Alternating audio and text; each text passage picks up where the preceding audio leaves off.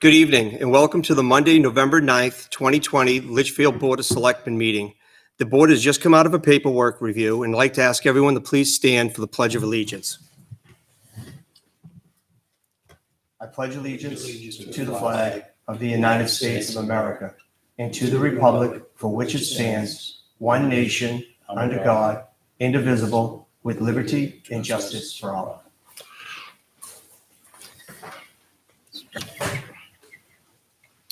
Before we get into business this evening, we're not sure if the whole of the community knows, but it's with deep regret and profound sadness that we need to share the passing of our building inspector, Peter Dion. If everyone could keep Peter's wife, Susan, and the rest of his family in their thoughts and prayers through this difficult time, it'd be greatly appreciated. At this time, let's bow our heads in a moment of silence in the memory of Peter.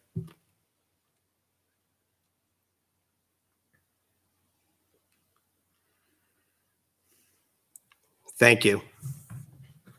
First item this evening is the review and approval of consent items. We have an account payroll manifest of October 13th, 2020 in the sum of $80,571.44 and of October 20th, 2020 in the sum of $51,300.59. We have a payroll manifest of October 15th, 2020 in the sum of $100,325.10 and of October 22nd, 2020 in the sum of $62,095.48. We have the August treasurer reconciliation. We have the September town clerk reconciliation. We have the general election warrant, and we have the appointment of Michael J. Clatter, full-time police officer. Are there any items that members would like to have removed from consent? Hearing none, do we have a motion to approve? Motion by Mr. Leary. Second by Mr. Pinciero. Any discussion? All those in favor? Aye. Refresh that agenda again and see. Again? Yeah. I have the November 9th.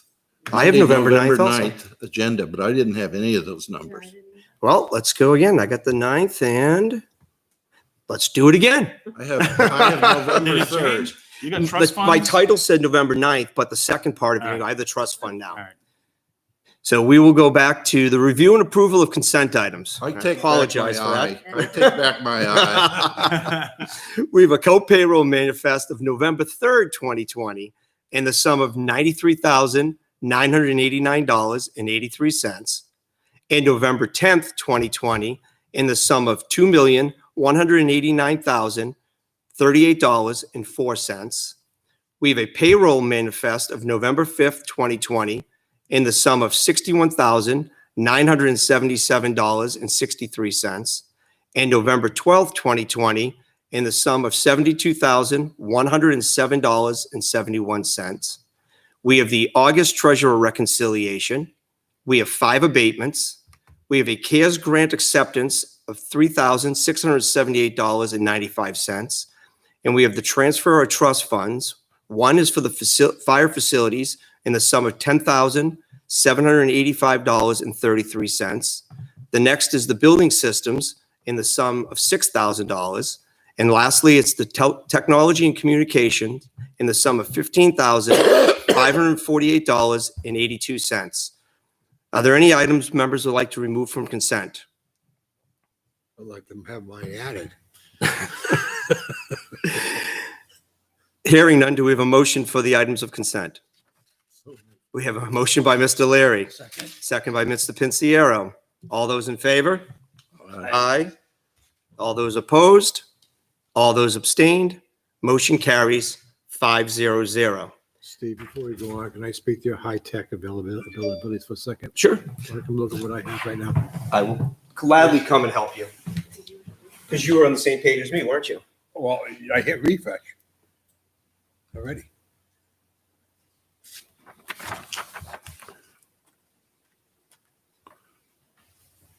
You are now good. Okay. That's what I read today. Is there any other items of business members would like to add this evening? Hearing none, public input will not occur any earlier than 6:45 p.m. The first item of business is the October 19th and 30th meeting minutes. Has everyone had a chance to review? Yes. If so, do we have any comments or clarifications? I have done.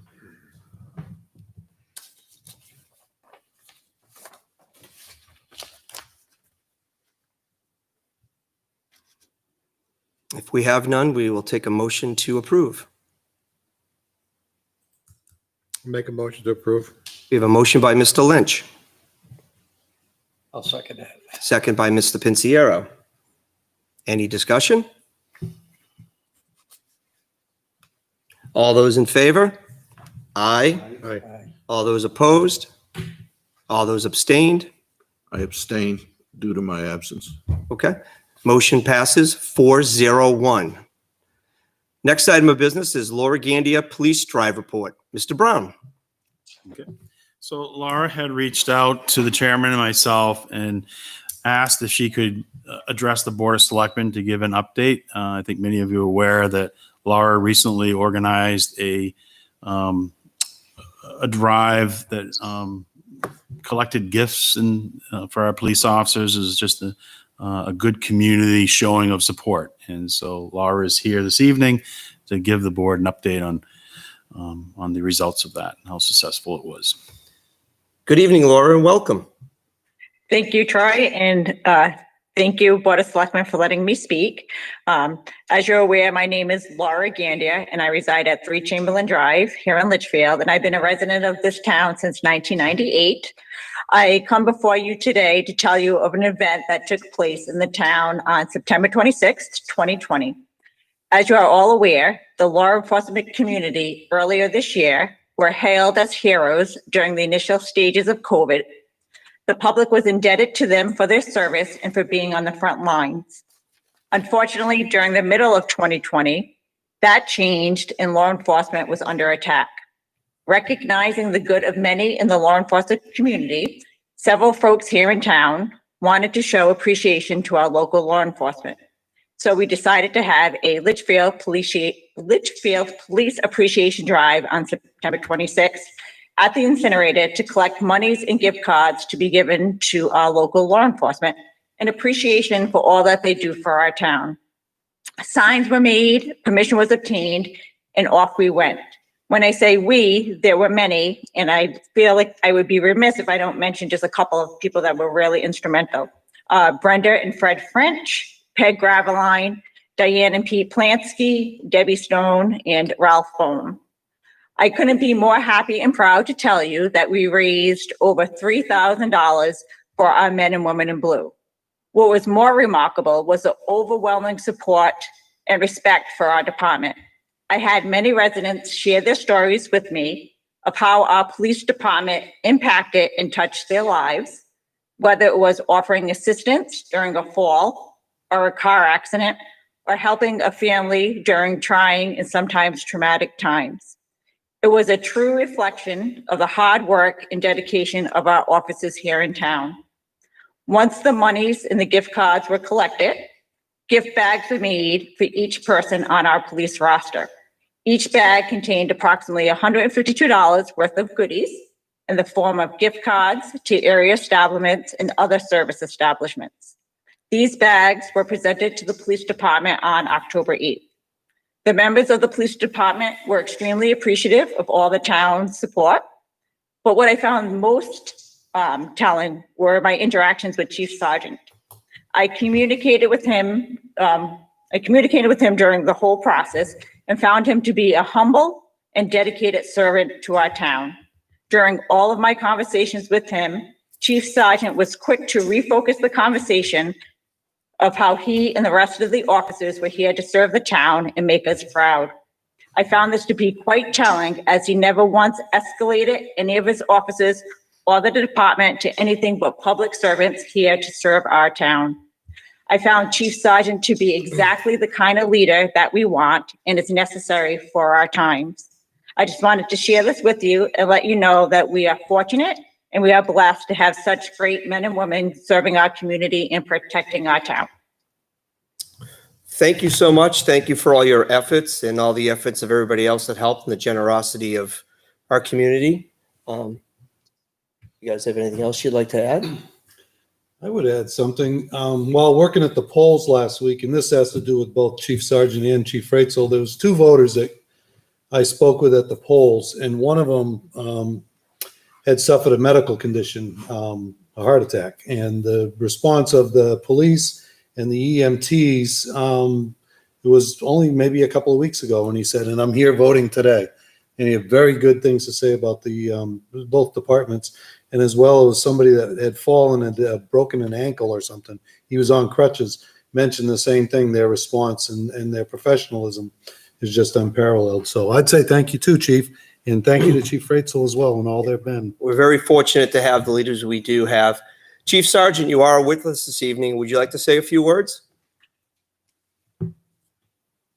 No, thank you, Mr. Chairman. I'd be more than happy to just take a minute of the board's time. Laura, again, thank you so much. What you brought to the members of the police association, and so the board knows, she included all members of the police association. So our dispatchers, our prosecutor, our administrative assistant, our part-time officers, and recognize their service and their dedication to the town of Litchfield.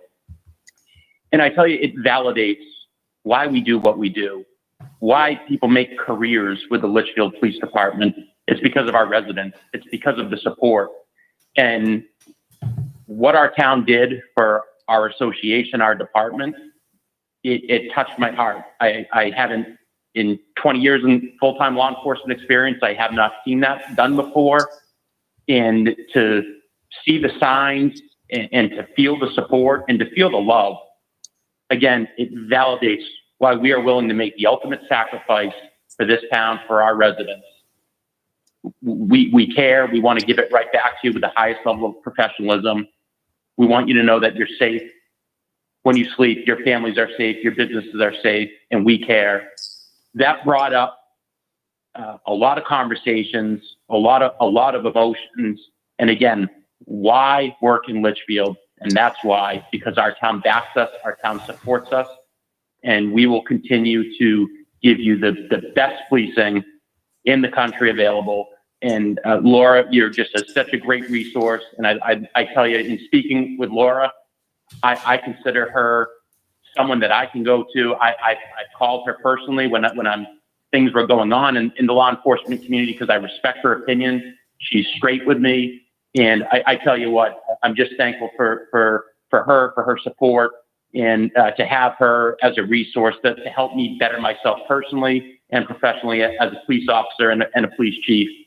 Thank you to the community. Thank you to the board for your support. And we really appreciate it so much. It was awesome. Every member got a handwritten card, a note of appreciation, handwritten, these decorated bags. Maybe you saw the post that we put on Facebook, and it just was awesome. It was one of the highlights of my career.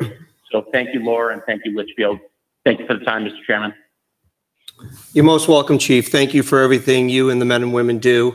And Laura, once again, thank you so much for being part of pulling that together and reaching out to the community and supporting our men and women in blue. It's greatly appreciated. It was my pleasure. Thank you.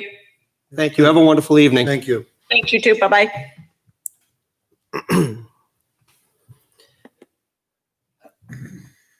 The next item is the election budget delegation of authority. Mr. Brown. Okay. So I just placed this item on the agenda this evening. As you know, we're just coming off primary election and the general election, and we all know how involved our town clerk, town moderator, and all the election workers were throughout that process and continue to be involved.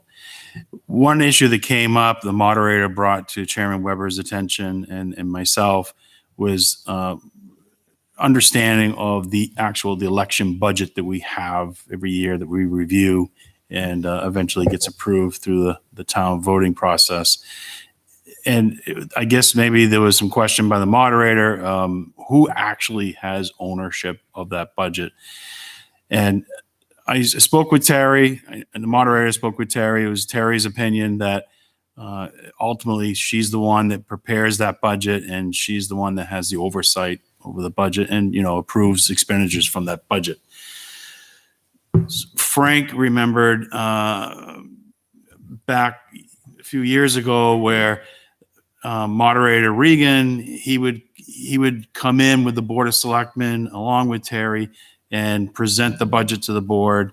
And I think really probably it was sort of a group effort in those times. So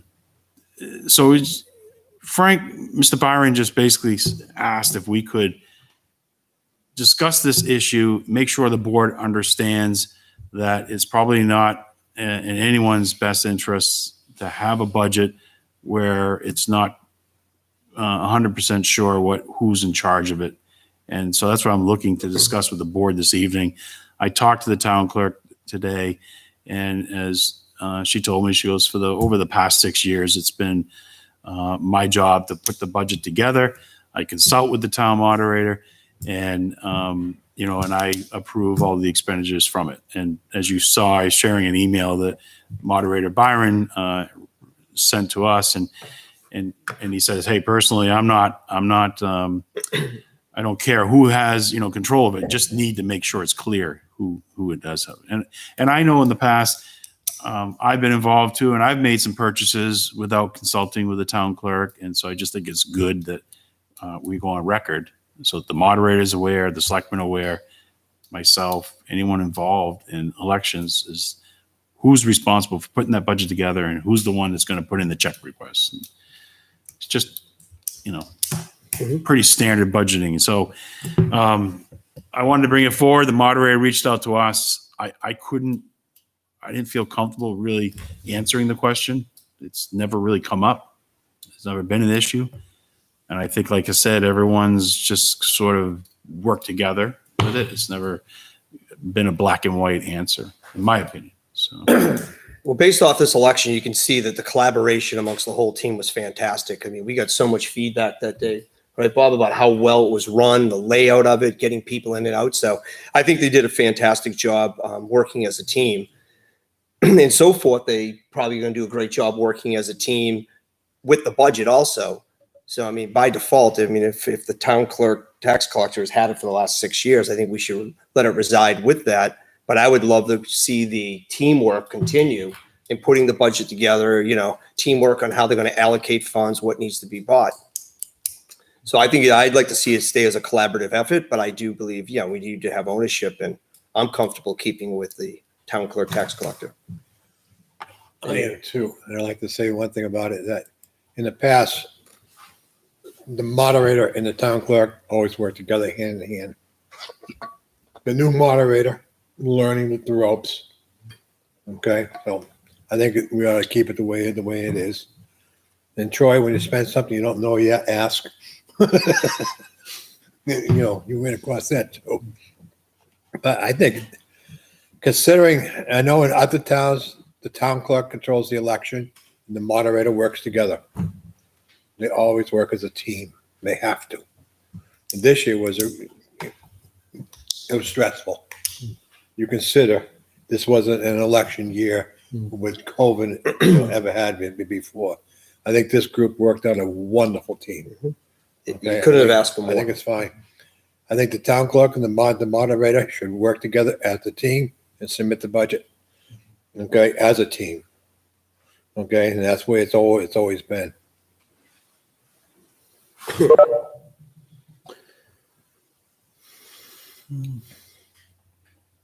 Without talking to either one of them, I don't know where I would stand on this. I would like to talk to both of them before coming to a decision. See what their feelings are. I mean, we can do it via email or whatever. I mean, the feedback we got, I think they were comfortable either way, but definitely, if you want to speak with both of them, I have no issue tabling it until the. You talked to till both next of them? meeting. I've talked to Terry and really just the exchange of emails with Frank. Yeah. I think what Frank was, Mr. Byron was just, what happened was, I think he went out and made a purchase. Town clerk learned about it after the fact. And he's just bringing it to the attention that probably it's just good practice that there's one person in charge of the budget. I think Mr. Byron, from his years of being a selectman and observing, Mr. Regan and the town clerk operating, I think Mr. Byron thought that he had authority to expend and make decisions to expend. And that's just what prompted the question. So he just wanted to make sure we're on record going forward, so he understands the rules. Mr. Byron likes to know the rules. Yes, He likes everyone to be aware of the rules. He's very good at that. he is. He does a fantastic job. He's had a crash course this year. I'll let it go at that. Yeah. He's learned well. He performed well for a crash course. Yeah. And I've said this before, I think we're just super lucky that we had Frank in that position this year, because he was the right person at the right time. And I just can't imagine anybody doing a better job. And, We did we're good. just lucky that we had him there. I'd say between him and Terry, I mean, they knocked us out of the park. Yep. Considering everything that we had to go through. Yeah, the As a assistant group, moderator, just- Perry, helped out a Oh, lot yeah. too, yeah. Yeah, All of them. All of them. It was a great team. Yep. It really it's a was. collaborative effort. There's no doubt about it. Yeah, the outside team appreciated it. Once we got the tents tied down, it went well. And the counter doesn't work in the cold. So, Mr. Lear, would you like to table it until the next meeting so you can speak with both of them? Sure. I think maybe we could send Okay. her an email to the two of them. Okay, let's have a discussion with both of them, and we'll address it at the next meeting.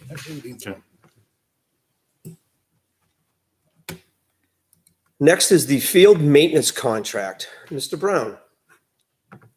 Oh, okay. So I think is that Mr. Collins that has joined us? I believe it is. Yeah. He's still muted, but Yeah, yes, it is.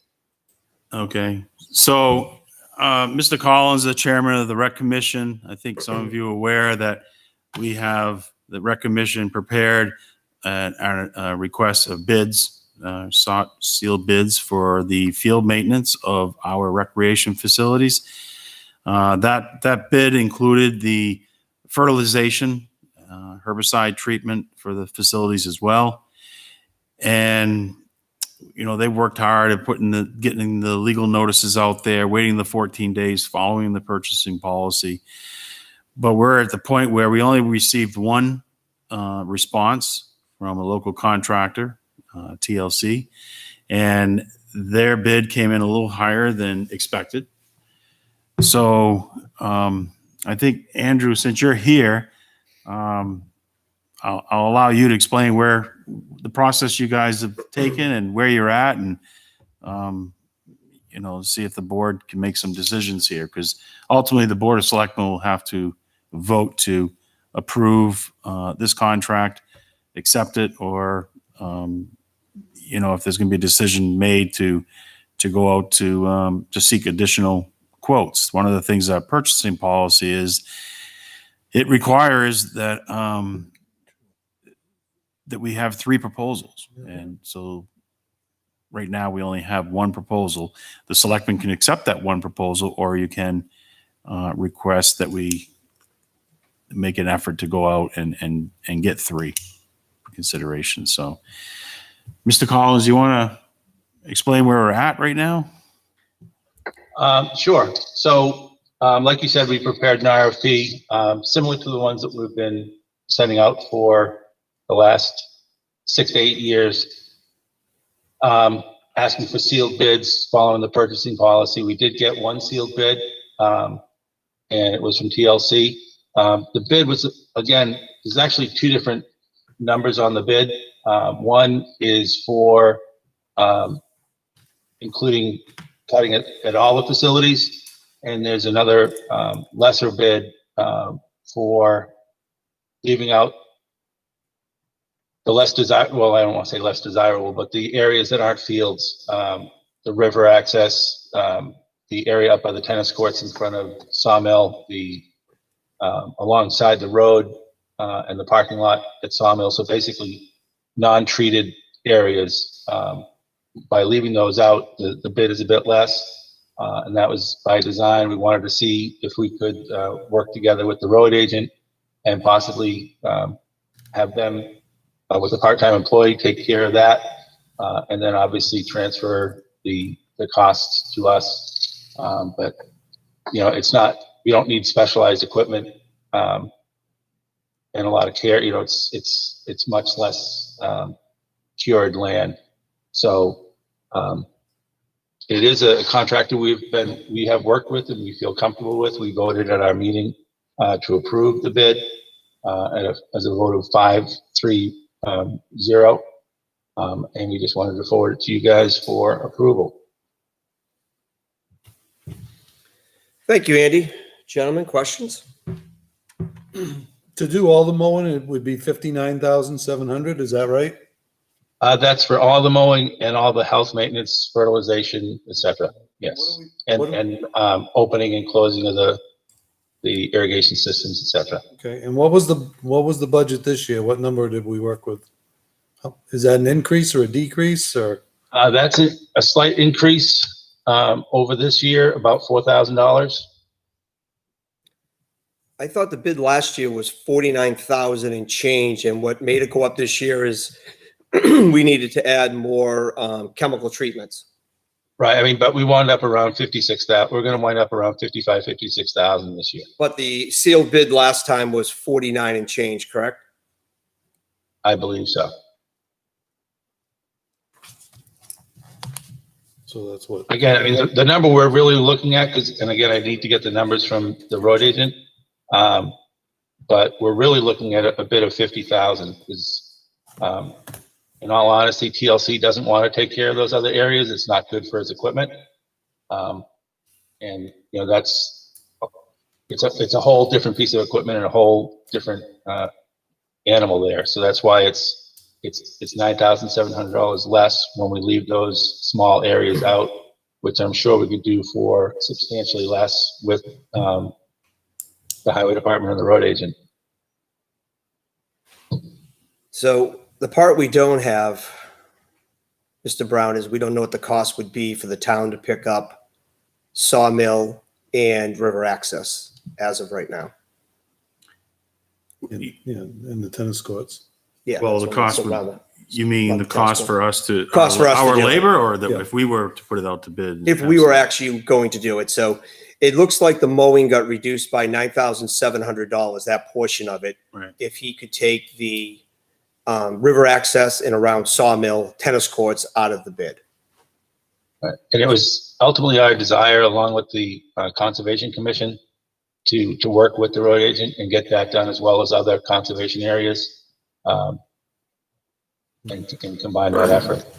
Well, it is now they're doing Pocket Park, the town is, if I recall.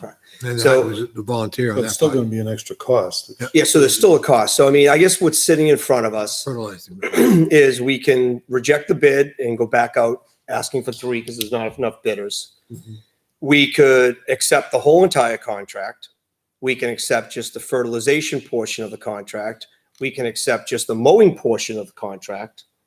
So that's kind of what I think is in front of us right now.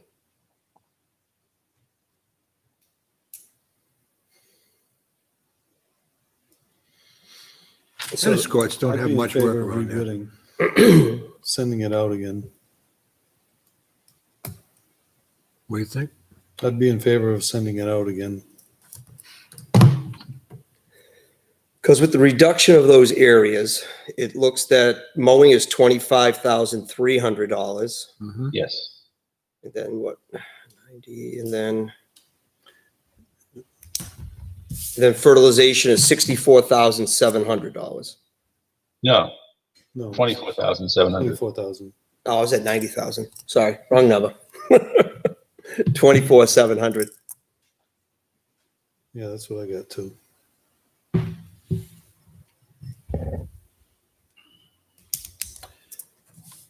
What does anybody else think?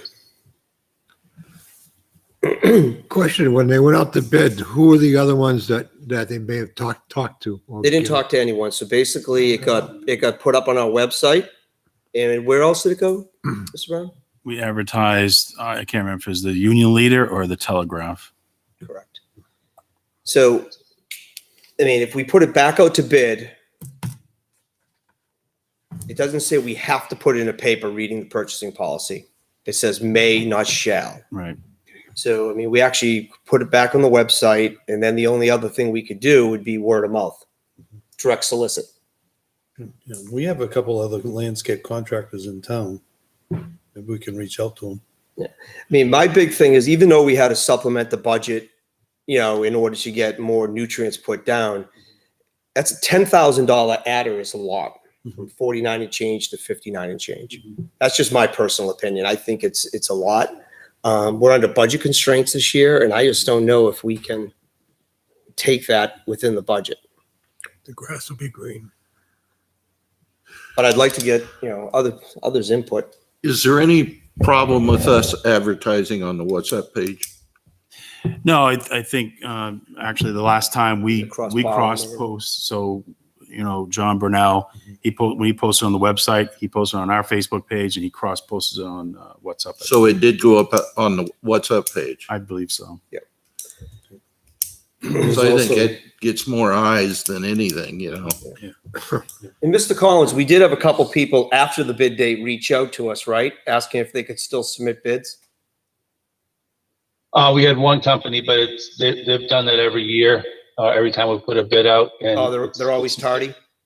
It's generally a national company, and I don't know if they're trying to exactly what their avenue is, but it wasn't a local contractor. I thought there was an email that came through out of somebody out of Nashua.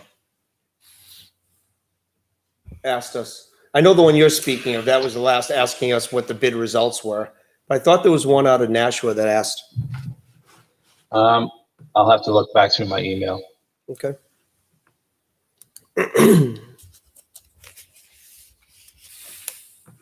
So in the budget this year, we got a number for maintenance, correct? Correct. For the rec department. What is it? number? Do you remember what the placeholder was, Troy? Let's see here. Thought it was 50. I think it's 53,000. 53? Okay.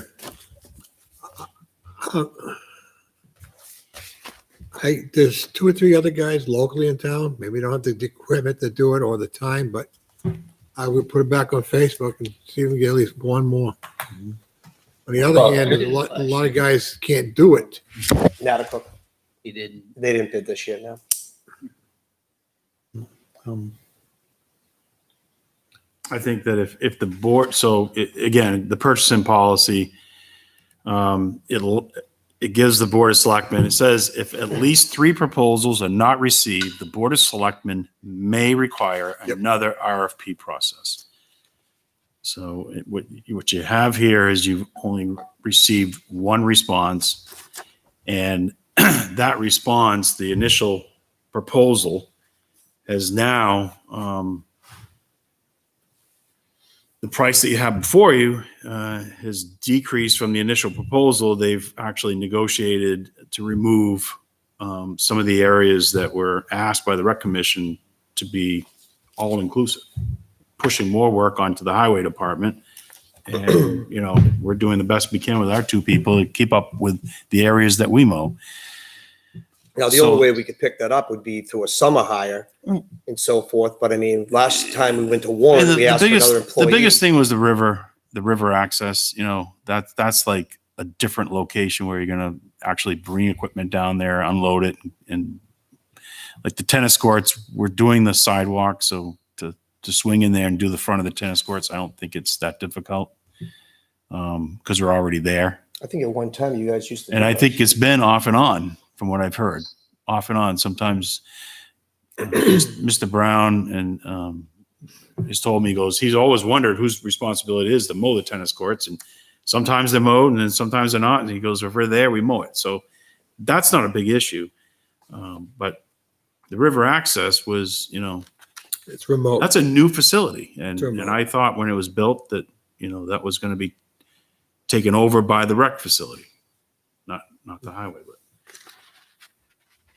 But so the question is, you've only received one response. That response was higher than what anyone anticipated. Yeah. And now, because, we're doing direct negotiating with that one vendor, I think by advertising this, you may end up in the same situation where you only get one response. I don't know. I really think that one, yes, if you choose to open this up again, yeah, you need to put it on the website. You need to send it around social media. But two, the most important thing is, someone's got to put some work and effort and time into picking up the phone and making direct contact with Direct solicit. local vendors and talking to them about seeing if we can get them to have some interest in this. My will would be to push it back to the rec, ask for another RFP, and ask them to do some direct solicitation. And break it down. A little similar to what we see right now, taking out spots. I wouldn't take out the spots. I'd leave everything in, just do one contract preferably. Because I don't think with We the don't have the labor manpower. force we have in the highway department, unless we get a summer hire, I don't think we have the manpower to go do everything. That's a lot of money for mowing and fertilizing, and I think everything should be included.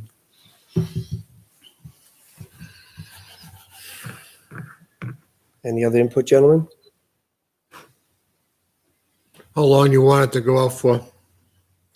Has to go for 14 days, correct? Yeah. Per the purchasing policy.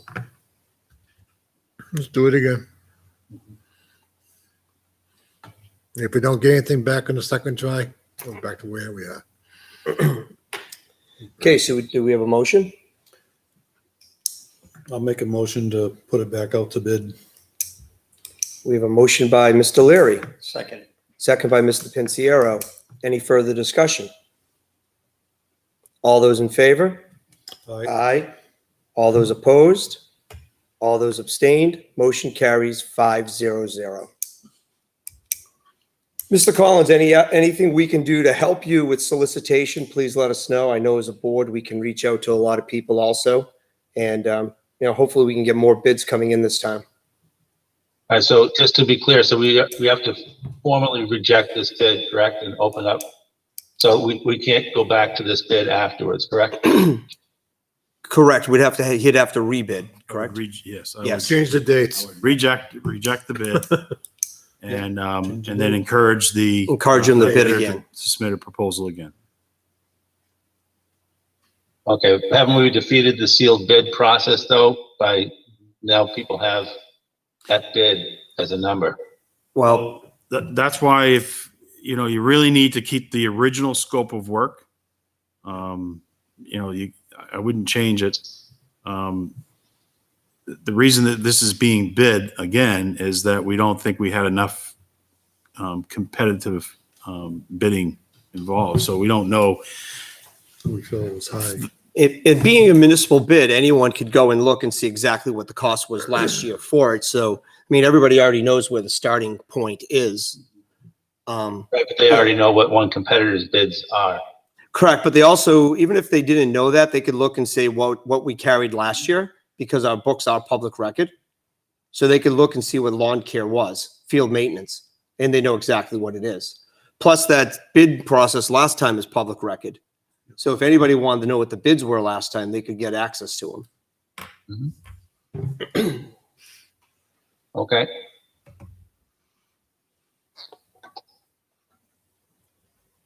Question, who mows by the old town hall? The highway department does Highway the old department town hall and the old fire station. But the cemetery down there is done by the cemetery trustees, their contractor. Okay. And now we've started taking over the muster site Thank you. as well. That was new. So when you say we, At the old The Sparks highway house. department. highway department, okay. I appreciate it, guys. My lawnmower is tired. So's the driver. Thank you, Andy, for your time this evening. We greatly appreciate it. All right, thanks. Thanks. Got 15 years out of that one.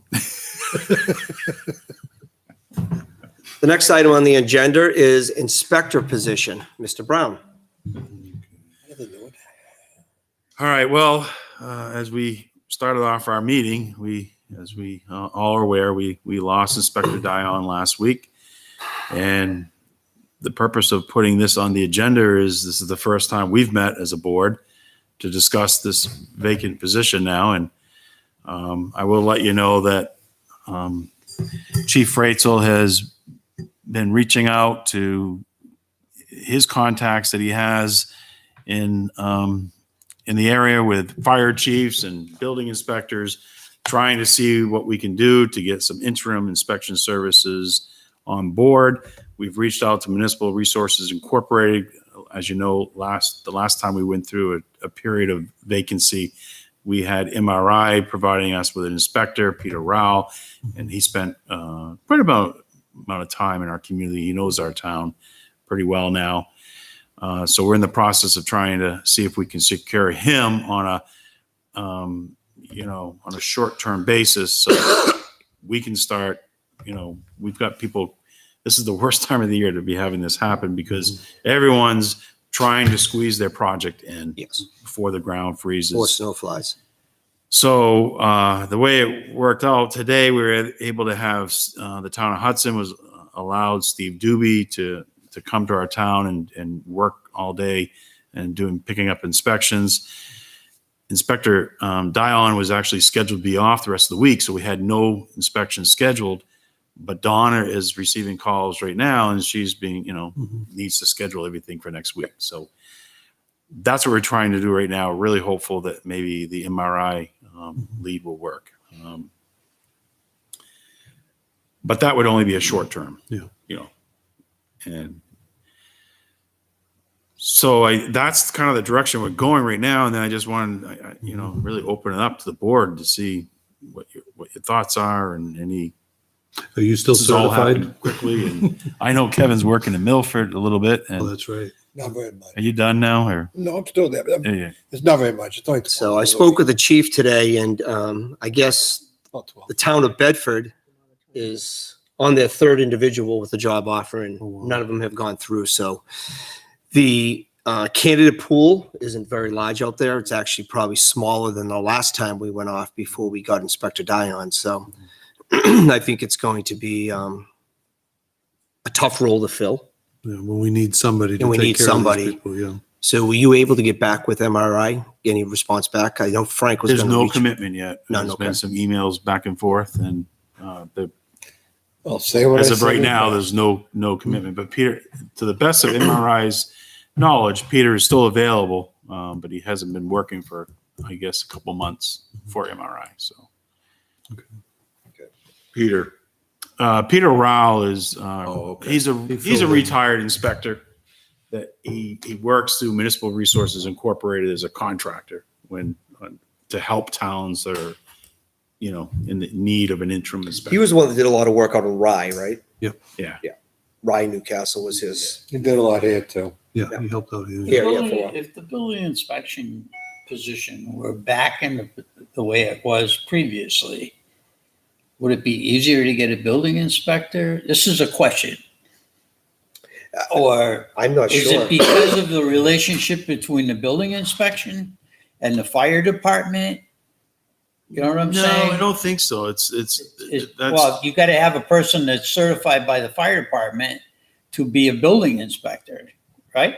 no, the way it is, the position right now is it's just under the fire department, but there really isn't any requirement for it to, have that But firefighter. they had to take a test to be a fire inspector. Didn't you have to take that test, Kevin? No, No, I was not in that position to do it. He asked me to do it. And I said, that is not the job of a building inspector. That's why we have a fire inspector. Okay, and that created some. But is that what's creating the problem? It's Not from what I understand, the conversation I had. It's just there's Imagine. not a lot of people out there for that task right now. it's- Now, there is we've a, watched it. I mean, these positions, I watch it on a weekly basis being opening up in all towns all around us. little towns and some of the big towns. Londonderry's losing their head person. He's retiring. He already did. Isn't there a Richard college? Canuel. Yeah. Isn't there a college up in Manchester that actually has a program for building inspector? There, It's in I Concord, believe right? so. We were In the trade schools. kind of looking for, see if we could get like an intern. The last time we had some vacancies, but nothing ever did come out of that. Came to that because I thought I remember there was a program and Jack brought up a point, and I'm probably the bad guy to say this, but why is it over there in the first place? It just doesn't make sense. Well, to they me. Well, thought that this it may went be a- there Doesn't make sense to purposely. me, but no one asked. Have a me. fire inspector It's behind the be doors. the building inspector. Isn't that what it was all about? with the transition of inspectors, as we as a board, if we want to move it, this is probably the time to move it.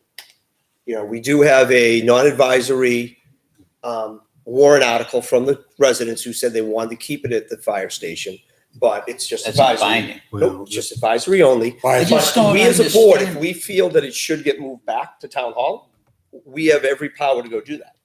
And if we feel that way, this would be the time to do it as we have a transition of inspectors. You know, that way it's when someone new I comes think you along. could I think you would have a far better chance of finding a building inspector. Well, that's all we're looking for right now. We're not looking for. No, and I understand that, but it still comes under the fire department, so it kind of may scare a potential candidate, might scare them away and say, I'm not interested in the fire department.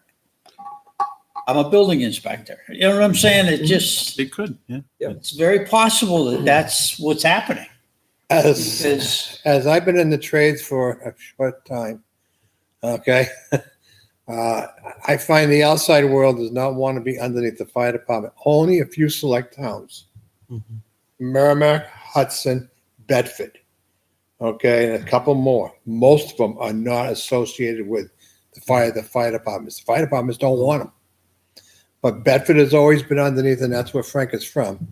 Merrimack did it a few years ago, and they had 3 inspectors, okay, because it's a bigger community. But you got one guy doing zoning, building, and health, which is all you really need here. Okay, with the load this town has, that's all you really need. He can do one, okay, and it'll solve a lot of. It'll go back to the way it was because it's coming and speaking to one person. And when it broke up, we had to go speak to Troy on zoning. Now you got Doug on health and Peter on building, okay? But it Just just go all back the doesn't way it make was. any sense. But I was under the understanding it was. But I wasn't at the asked. start of I just want to go on record. I think you were right. I thought That's Jack- what I always heard. When you asked that question, I thought you were asking whether they needed to become a firefighter 1 No, certification. No. When you asked that question, No, I'm that's saying why I as a said- fire inspector, that's what I believe So it to be. right, so the, I voted for that, I voted that way because that's what I thought. Yeah. But now you're telling me that was not the way it was. no, I thought when you asked the question, I thought you Oh. were asking. if That's they how would I be a interpret firefighter, because but there's more to it. They So- love to So it have should one be as a put fire. back. I into will the say town this. hall, period. Just that simple. If it's not for fire inspection, Mhm. put it back. And that's why we just wanted to put this on the table. You don't have to make a decision tonight. Like I said, we're going to try to get the interim services in place. But Just say this we once. were concerned that the recruitment process could be difficult. And, but before we start that recruitment process, we need to make sure we're all on the same page of what we're doing. So you've got time. Well, and I'll Discuss that and figure out how you want to proceed. I'll throw this on the table. We've got a certified building inspector sitting here that can fill in on a part-time basis. He can't do full-time because he's a sitting selectman, but he can do a part-time basis if he was willing to help, if we needed it. Would the board be willing to consider that? And would you be willing to help out if we needed it? I mean, he was gracious enough to do it last August when we had, Yeah, when MRI went away for 2 weeks. Yeah. You filled in. I feel that there's not a lot that really has to be had. Mhm. We figure out the load, but I'm willing to help out to get through the bind. I have to be careful though because of retirement. Okay, how many hours I'm allowed to work? Okay, and I'm dealing with Milford now on a very low scale still.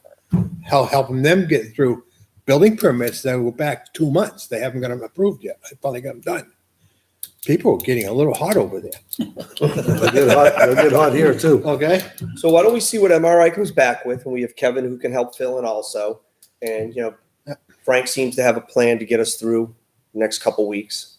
If MRI comes through, like I said, he's I'll making definitely contact have with some Kevin. of the buildings inspectors that Yep. recently retired, and, they might be looking to do some work. And I think our number Maybe one thing we some want to do out is make sure the community's taken care of from their inspection needs. And, Yeah. I think we've got, with Kevin's generosity and, what we have to give. He's a known entity too. Yeah. Everybody knows him in town. We'll so. get it covered.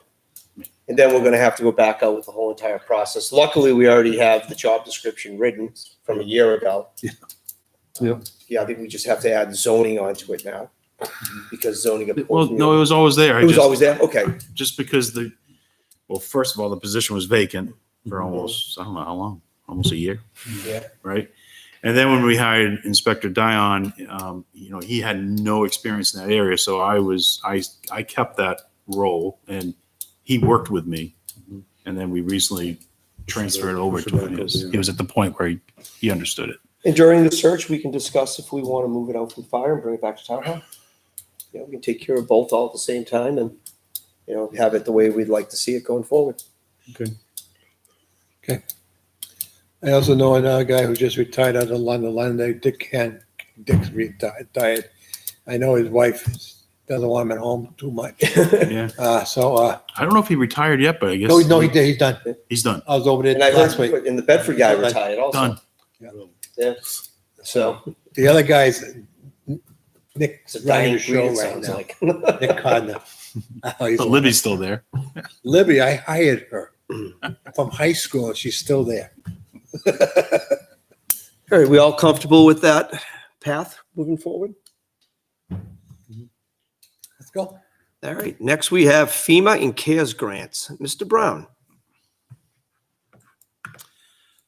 All right, so Karen has been working obviously since the start of COVID and the federal funding and state funding became available, working with our department heads and managing the various grants that we've received, tracking everything, every single penny that we've expended, and of course, being able to put the reimbursement request forms into the state to get those fundings back.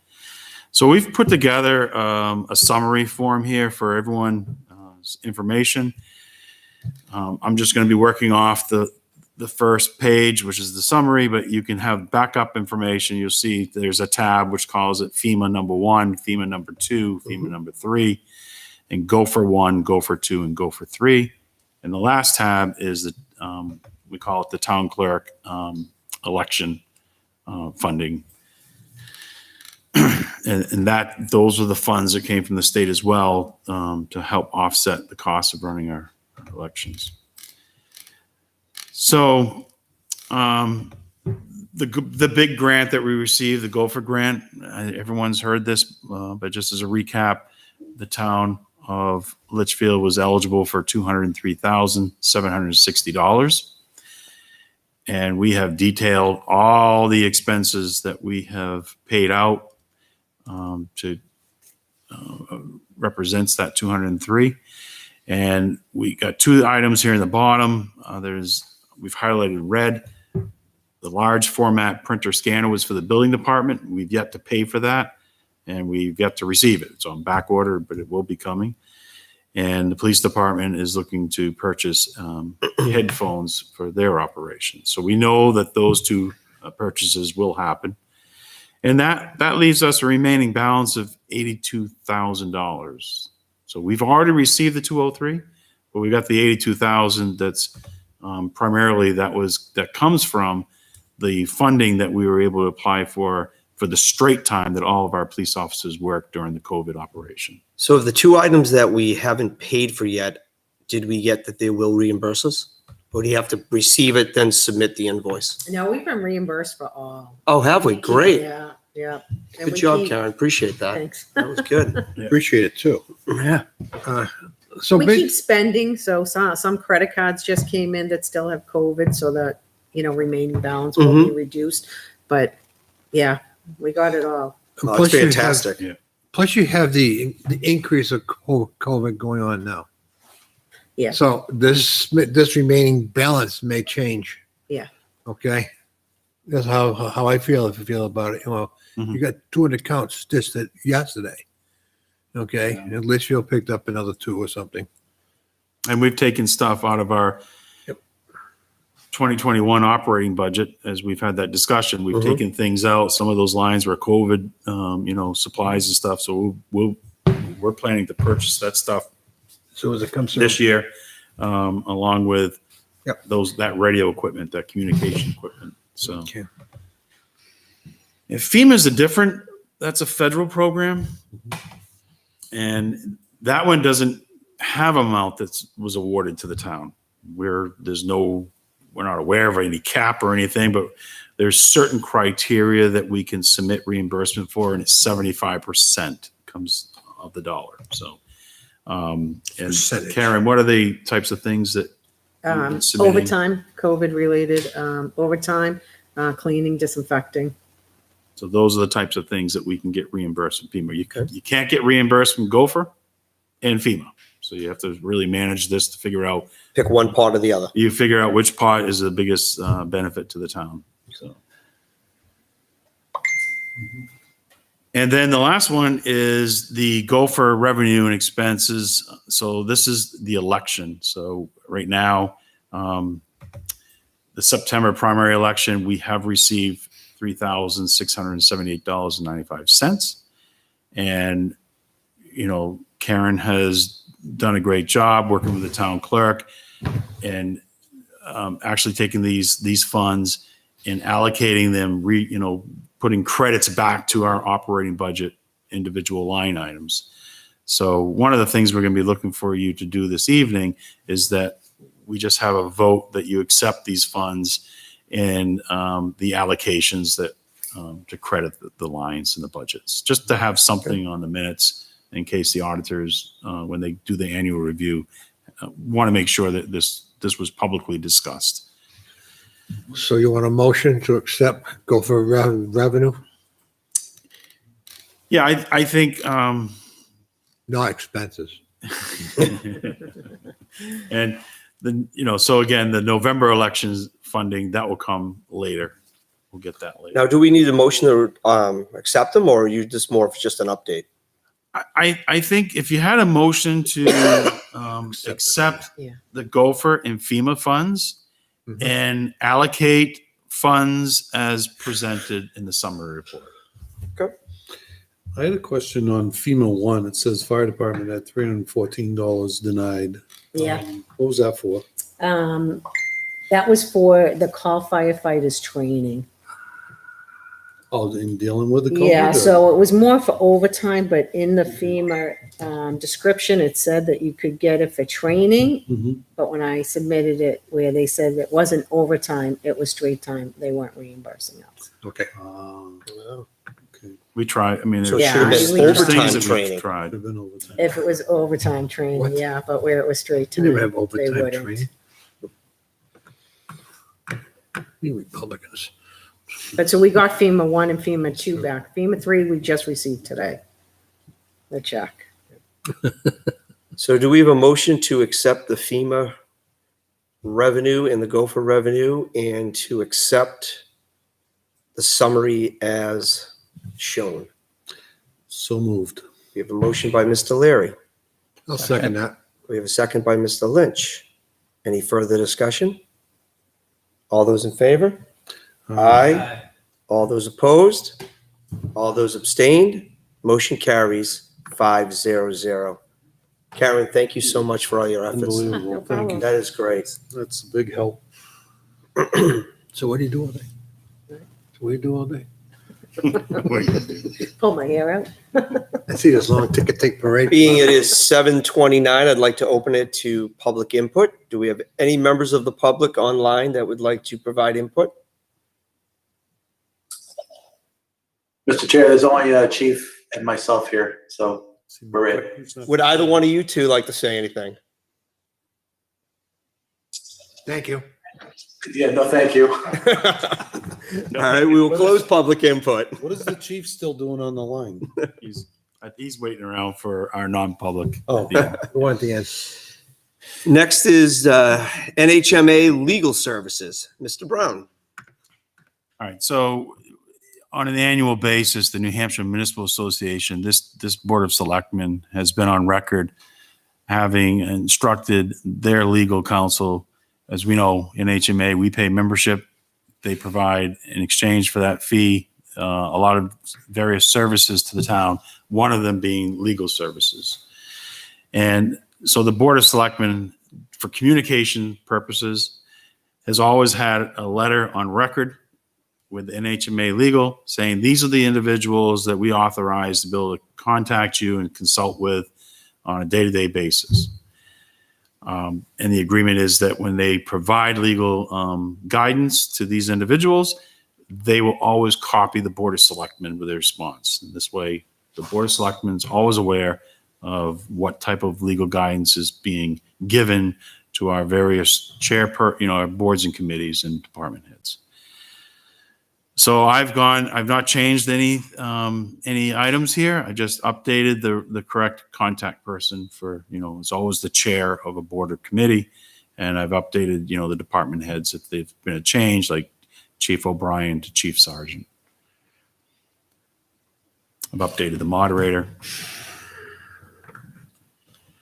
I'd like to add one to this, the building inspector, health officer, zoning administrator. We've always, I know in all my years of doing it, they've always asked me to make the contact. Yep. Okay, and if we're gonna do what we're gonna do, I think it's a wise thing, because he may have a municipal question. Okay, and this is where I used to get the help that I needed to help the board in their decision making too. So I think once we get a new one on board, that'd be a great individual to add to this list. They're looking for a response back, so I can add building inspector and I'll just put vacant DVD, at this vacant. time. At least they'll know it's a position. Okay. Nikki, well, Do you need a motion from us to send this or just? I think so, just Okay. because it's, this is going to be an official response to NHMA. All right, gentlemen, do we have a motion? I'll make a motion that we add the building department as well. And we approve this list. Okay? We have a motion by Mr. Lynch, Second. second by Mr. Larry. Any further discussion? And they all this gets sent down to the boards, right? So we'll, like, if something gets sent, it'll come to all of us? Yes, that's the agreement is that, so these chairmen, they'll send a question directly to NHMA, but their response will carbon copy the board of. Okay, Correct. Most likely Cool. me, We and then I'll always do. forward it to All you. the time. Okay. Perfect. All right, any further discussion? All those in favor? Aye. Aye. All those opposed? All those abstained? Motion carries 5-0-0. Next item on the agenda is the 2020 budget review. Mr. Brown. Okay. So as I told the board at our last meeting, I would continue to just keep this on the agenda. We'll continue to monitor this between now and the end of the fiscal year. Yep. The numbers haven't really changed. We're still sitting there right about where we were projecting. Right now we're still projecting that we're going to have $184,000 of turnback. But as you know, as we get closer to the end of the year, I'll be bringing to you a list of items that will either be authorizing to purchase or will be encumbering. And that is a big chunk of that is some of those, $80,000 that we took out of the proposed 2021 budget. So. Well, after the 4 snowstorms we get before Christmas. Yeah, and because the big unknown here is, and what happens between now and December 31st with snow. But one item, if we continue to trend in a real positive direction and we're able to accomplish, what we had discussed prior with the radio equipment, and we know that the radio tower project could require some additional funding. Where right now, the way we have our 2021 budget proposed for road funding, if the funding is available there, I would like to try to encumber some funding for paving because our paving budget is down in 2021. So that is something I'm kind of looking at as well. But You tell John Brunel that the communication tower has to stay on budget, or he's gonna sit in my chair at the budget committee. I'll let him know that. I'm sure he's watching. He's right there. I can hear him smiling. So right now we're sitting at 184, 142. And a lot of the, we've been able to credit lines back with those FEMA funds. Yep. And yeah. We haven't got any more information on the room and meals. That was set. I know we When said we got tax rate, 20% but down, you- but I didn't know if we had you the won't- actual figures. You won't No. get any. We're not going to. I figure it was worth asking. Yep. Okay.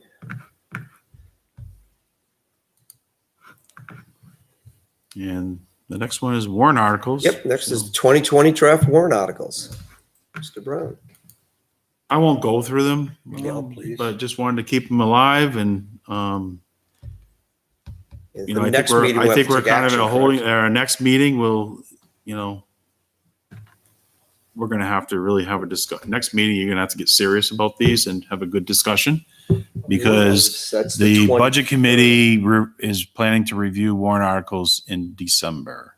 It's So probably we'll- December 3rd. Yeah. They do them early Yeah. because we got to have them all in by middle of December. Yeah.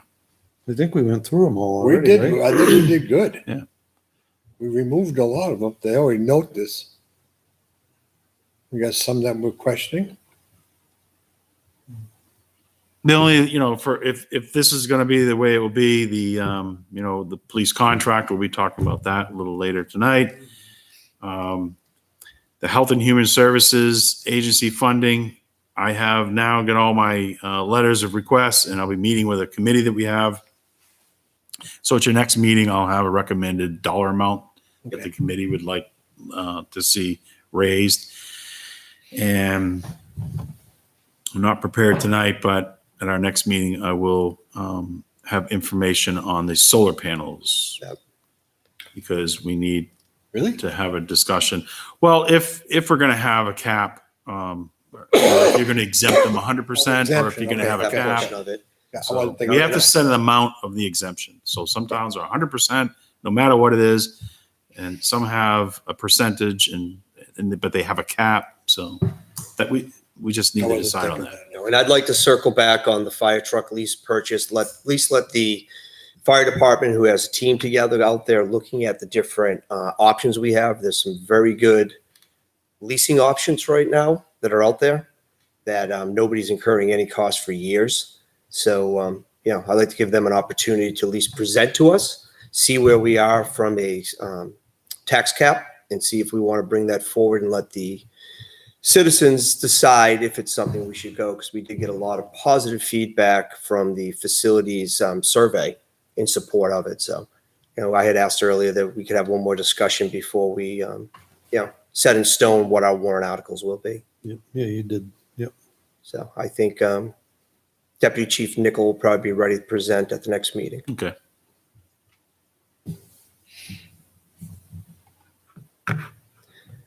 Okay, so that brings us to Town Administrator report. Mr. Brown. All right. The only Another thing I default have, budget, too. We'll go over that. Yep, we did Sorry. the budget. The default budget. Oh, is It's that at on the here? top of it's at the top of the tree there. Yeah, it's always there. That's oh, what I it just plays leave, around with. I've left that there. That's the moving one. Oh, you just like playing with us, don't you? No, it's just in case it comes up, Yeah, but that's our. You sit there on Sundays and you go, I got a bunch of dummies sitting. No. All right, Mr. Brown. So TA report. So we've been contacted by Dr. Jetty from the school. The school board had asked that he reach out to us regarding our meeting policy that we have in this room. And what the school board is essentially asking is that they had some issues and they've started having some of their meetings off-site because they wanted to be able to have the ability for public to come into those meetings and address them in person. They didn't think with the rules that we had in place that they could accomplish what they were trying to do in this room, so they started meeting off-site. We then started hearing concerns with our cable TV folks because when they go off-site, there's a lot more work involved for them in setting up the technology that they have to deploy, Staffing of the meeting. and staffing it, and then the breakdown. So I think LCTV had brought some of their concerns to the school board about that, and their solution is, we'd like to be able to use your facility. However, we still would like to be able to have the public have an opportunity to come in and address the board in person. And the way that they would do that is they've laid out a plan here. I've shared with you their email. They would respect the 12 limit room capacity. They typically would have about 10 of their staff and elected board members in the room, leaving about the ability for maybe 2 other individuals to come. So they would have anyone that's wanting to come and address the board. They would be outside. They would go out, have the person come in. That person could address the board, leave. The next person would come in. They would disinfect the doors and everything. And I personally think that the way they've laid it out, I think it can work. They just need feedback from the board that this would be supported. But as you know, this is an issue that was discussed at our emergency management team, and we've come back and said, no, we don't support having anyone use this room except for boards and committees and staff members. The public should still remain 100% remote. They have a meeting coming up. They need to know, because their next meeting would be the 18th, I believe. So I was, one, open it up for discussion with the board. 2, whatever we do, and I'd like the board to at least, if you come to an agreement and you support this, that you condition it on, Emergency management. receiving feedback from the emergency management team.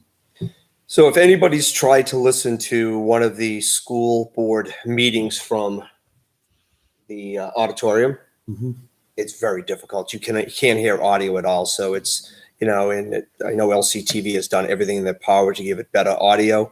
So that product isn't great for our community trying to listen to what's going on because you can't hear the dialogue. So based on that, I'm happy to hear that they want to come back into this room. So at least, everybody in the town can hear what's being said in those meetings. So I think it's a positive part. I think their plan they came through, I'm very comfortable with it. So I have no issue. Have you seen the plan? It's Just- the email. If you read the just email laid out there, in the it email. kind of states what Dr. Jetty is outlining that they will do. It's here. So they got 3 points. We understand the room limit of 12 persons and will never exceed that limit. Our current meetings consist of 5 board members, up to 4 district employees, plus 1 LCTV personnel, up to a total of 10 people. We would like to allow a single member of the public to personally access the meeting room to speak during public input. We propose to schedule such access in advance. Will require the wearing of a mask, and will continue and will clean and disinfect between each member of the public. So if a member of the public comes in, they'll clean everything, invite the next person in. We will manage this segment with speakers waiting outside of the building until called to present. We will continue to leave the space clean and germ-free at the end of each meeting.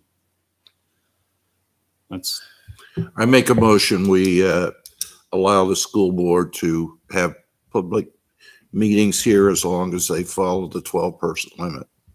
We have a motion by Mr. LaSalle's. I'll second it. We have a second by Mr. Lynch. Any further discussion? I think it's a great idea. I do too. After trying to watch the last couple meetings, I think this is fantastic. And Yeah. thank you, everything to LCTV and what you tried to do to help and give us a good product. And I know what you guys were up against. If they go over 12, just pull the plug. All right. All those in favor? Aye. All those opposed? All those abstained? Motion carries 5-0-0. Okay. Mr. Brown, do you have anything else on the administrative report? No, other than it's been said already this evening, but I, on behalf of the Board of Selectmen, all of our staff, want to thank everyone that was involved in the elections last week. Just an incredible effort from everyone, the volunteers, the elected officials. Just, I heard stories from other towns and stuff. This town really, they just nailed it. And I know there's a lot of pre-planning that went in to make it happen. And it showed. So just, I've never received one negative comment, not one phone call, no one upset. Everyone's just praising what went down. So It went A so. lot of the voters going through had a lot of praise to give for the The layout. speed and of it going through, considering the I was a outside little line. nervous when I saw the was very Facebook good. posting when the line was out to Albuquerque, but I didn't realize the polls had not opened yet when they 6:30 in showed the the morning, it line. was down and around the corner before it even opened. But then in the morning, a little bit about mid-morning morning, it did the same thing again. Did, yeah. And then at noontime, it dropped right off, and we had a little spurt about 2 o'clock in the afternoon. Then it slowed right down. It did well. It was fantastic. That person who posted the long line, before they opened, Yeah. continued with the post and said he was done by 7:23 or Yeah. something. Yeah. Which, That's fantastic line. Speaks volumes to the layout and the execution of it. was fantastic. Okay, can we have? Great job by our people. It was, Great they did job. Great. fantastic. It was Police and fire too. I mean, Oh, they I did a know. good job. I mean, Just volunteers. across the board, everybody involved. volunteers, yeah. What I can Volunteers. remember of it, it was great. Yep. I don't remember too much. Well, yeah. Okay, you won. That's what's important. You just reminded them. Of all the things, you won. We'll just remind you again. So next we have selectmen reports, Mr. LaSalle's. I attended a Heritage Commission virtual meeting back, let's see, what was it, the 13th or whatever it was. And we have another one tomorrow. One thing which is kind of interesting, we know that Pennachuck has some of the most outlandish fees in this side of Timbuktu, and recently they posted a notice that they wanted to raise those fees. I've been in communication with the person at the PUC, and it looks as though they had like 45 days to submit paperwork to apply for this increase, and they haven't done it, and their time is about up. So I don't know what the deal is, but I plan to track that and to put together some sort of a public effort to combat that. And one of the things that, it continues to baffle me is the fee that we're charged for fire hydrants. And I know now that that fee's going to go up because Every day I drive by and see another one going in, and it's just. I wanted to paint them green so you can't see them. Now they're red instead of yellow too. Luckily, there's still a bag over them. Yeah. I mean, is there anything? Can we decommission them? I mean, we don't it's want $500,000 that we're. Decommission them, get 2 pumper trucks. How often do we use I would be on them board for that. Very little. other than training And that's very little. and purging their system, which they Right. do? How often do we actually have a working fire that we need to use the fire hydrants? That'd be a great question. How many structure fires do we really have that we need to use them? That's why decommission. I like the one that got I think the hydrant fees, a lot of it is based on the volume that is sitting there. Yeah. Available to be accessed at 24/7, 365 It's just like the days. cost of There's the a fee fire there. suppression at the fire station. If they don't clog up, So they don't clog a pump, you're good. Yes. I mean, is there anything at all that we could do about that? I like think to ask around. What are the other it's- fees? It's a legal It's a legal question about what are your options as a town. I would love to know. And I that. think it's a specialized legal question with, a legal firm that specializes in the utilities. Is public- every public community utility. paying the same? No. So we're in Pennachuck East, and the fee should be the same for any community that's in the Pennachuck East. But it's not. If in fact the community has voted to take on the hydrant rental as part of the town's budget. I'm sure there are towns that still where the users only pay. Is there a possibility that we could go to? Reverse it or Yeah, renegotiate and only pay a fee if we use the hydrant? I think that's the way it used to be before we had them through the whole town. probably, but I don't know. I mean, it's, That's the way it used to be. We used I to. can ask Pennachuck. I wouldn't ask Pennachuck, I'd ask our attorney. Well, Or for a a attorney. $500,000, we can buy a pretty damn good lawyer. For $500,000, you can Even if it buy costs us $250,000 to get rid of it, it'd be worth it. For $500,000, I could justify a new truck now Yeah, Well, with water. it begs the You question. just said. We have tanker trucks, and yet we have fire hydrants, well, sometimes they're far away, you have to pump, remember, we had one like that. And, We had still pump- gonna be use a pump houses truck, that aren't yeah. on. You gotta have a hydrants. pump truck, to pump from the Maybe one hydrant of to them. the truck, I mean.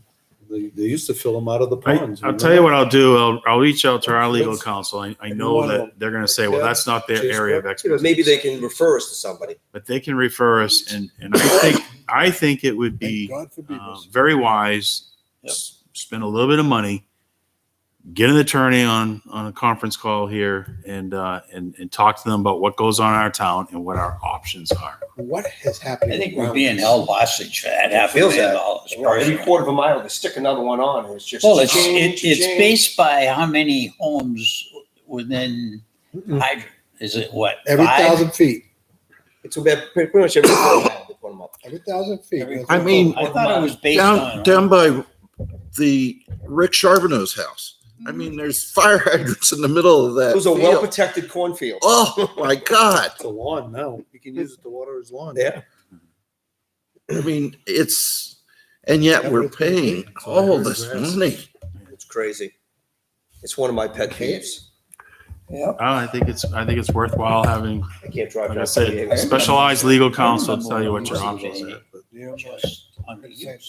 thing. That's what it should be. Because I'd see the bill come in, back in the day. Can we compare what other towns do east Pennsylvania regarding the rental of hydrants? Yeah. Because they're the same corporation. Yeah. And they're sucking the water out of the river, Manchester's. Yeah. Wastewater. So we can drink it. Anything else, Mr. LaSalle's?